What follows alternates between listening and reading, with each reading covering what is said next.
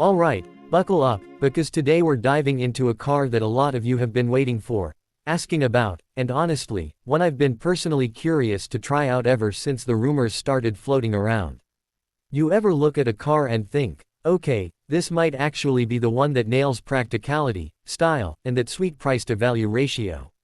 Well, that's exactly what came to my mind when I first heard about the 2026 Honda HR-V.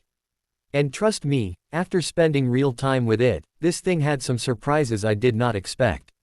So stick around, because some of these changes might completely shift your opinion about what a compact SUV can do. If this is your first time here, welcome to the channel. I break down cars the way we actually experience them in real life, not just spec sheets and brochures, but the stuff that matters when you're behind the wheel every day.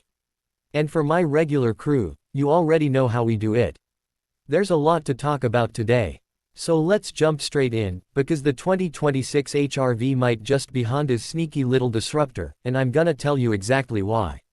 Picture this. You walk up to a compact SUV expecting something mild, something soft, something predictable, but the new HR-V stands there with this quiet confidence, like it knows what it's doing.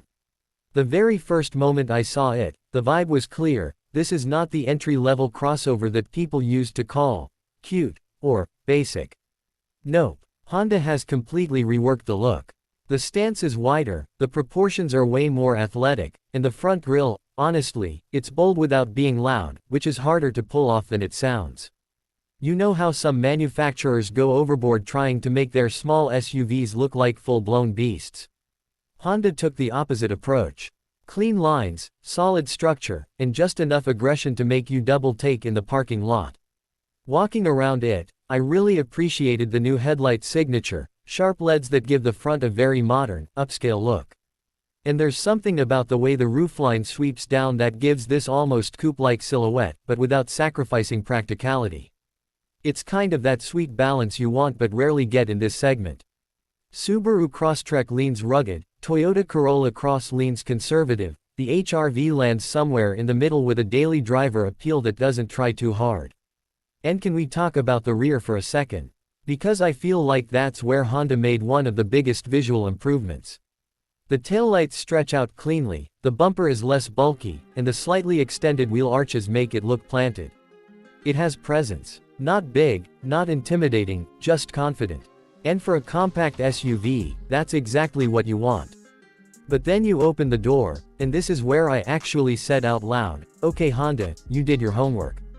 The interior is shockingly refined for this segment. I'm not kidding. If you've sat in any recent Honda, like the new Civic or the CR-V, you'll notice that same modern design language here. The dashboard stretches out with this beautiful honeycomb mesh that hides the air vents, and it gives the whole cabin a very premium, almost European feel. It's minimalistic but not empty, clean but not boring. The seating position is fantastic, slightly elevated so you get that SUV feel, but not so high that you feel disconnected from the road. The seats themselves, supportive, comfortable, the kind you can sit in during a 3-hour drive and not regret your life choices later. Honda's fabric and leatherette combinations have gotten really good lately, and the HR-V benefits from that evolution in a big way. Space-wise, it feels bigger inside than a lot of competitors. Rear passengers get legit legroom.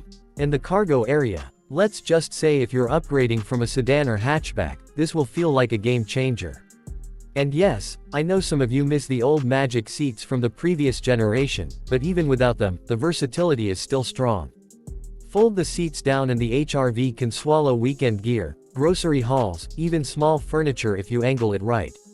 Now, I don't know about you, but I'm picky when it comes to cabin noise and material quality, especially in smaller SUVs. And surprisingly, this HR-V feels more solid than you'd expect. Door thuds are firm, the dashboard materials don't creak, and the interior panels feel tightly assembled. It just has this overall, I'm built well, energy. Let's talk about what really matters, how the 2026 HR-V drives. Because this is where Honda tends to shine, even when they aren't packing big horsepower numbers. Under the hood, the HR-V comes with a 2.0-liter naturally aspirated 4-cylinder pushing around 158 horsepower. Now, I know what some of you are thinking, that doesn't sound like much. And you're right, on paper, it's not blowing anyone away. But stick with me here. Because the magic with Honda isn't brute force. It's how everything works together. The throttle response is smooth, the CVT is tuned way better than older models, and the acceleration feels predictable and steady, not jittery or strained. Around the city, the HR-V is genuinely pleasant. Light steering, easy maneuverability, great visibility, it feels like the kind of car you can just hop into and immediately feel comfortable.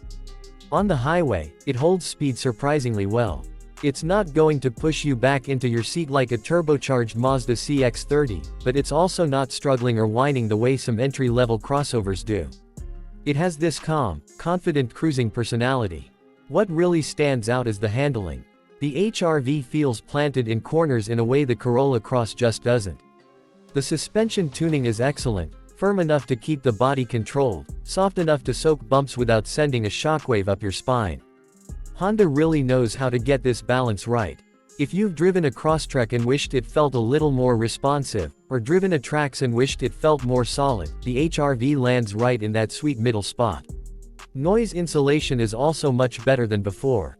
Even with the engine working at higher revs during aggressive acceleration, it never feels obnoxiously loud.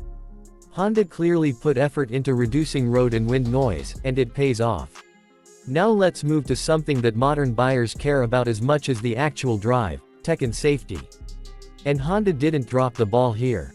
The center screen options are crisp, responsive, and finally look like they belong in 2026. Apple CarPlay and Android Auto work seamlessly, and the UI layout is clean and easy to navigate. Honda resisted the temptation to make everything touchscreen, which I love. You still get physical knobs for volume and climate control. Yes, Honda, thank you, and the overall user experience is intuitive. The digital driver display gives you necessary info without overwhelming you with fluff, and the backup camera resolution is sharp. Higher trims bring a 360-degree camera and wireless charging, which are welcome additions. Safety-wise, Honda sensing is standard across the lineup, and it includes adaptive cruise control, lane keeping assist, collision mitigation braking, road departure mitigation, basically the full suite to help keep you and your passengers safer. And the tuning on these systems is better than many rivals. The lane keeping feels natural, not jerky. The adaptive cruise reacts smoothly. It feels refined and mature. Now let's get to the part everyone asks about.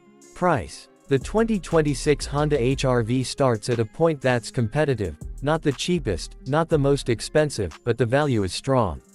Compared to the Toyota Corolla Cross, you're getting better interior quality. Compared to the Subaru Crosstrek, you're getting more refined road manners. Compared to the Chevy Trax, you're getting better long-term reliability expectations. And compared to the Mazda CX-30, you're saving money while gaining more space. It's a pretty compelling mix if you ask me. So, who is this car best for? Honestly, if you want a compact SUV that feels solid, looks modern, drives comfortably, and is built with Honda's reputation for longevity, the HR-V becomes a very attractive pick. It's not a performance car. It's not trying to be anything dramatic. It's simply a well-rounded, thoughtfully designed, easy to live with daily driver, and sometimes, that's exactly what people need. Final verdict. The 2026 Honda HR-V is a quiet achiever. It won't scream for attention, it won't win drag races, and it won't pretend to be something it's not. But it will deliver consistency, comfort, quality, and that signature Honda reliability that gives you peace of mind every single day. And in today's world, that might just make it one of the smartest buys in its segment. If you enjoyed this review and want to see more deep dive, real-world car breakdowns just like this, go ahead and hit that like button, subscribe if you haven't already, and drop a comment telling me which car you want next. Trust me, I'm listening. Thanks for hanging out, and I'll see you in the next one.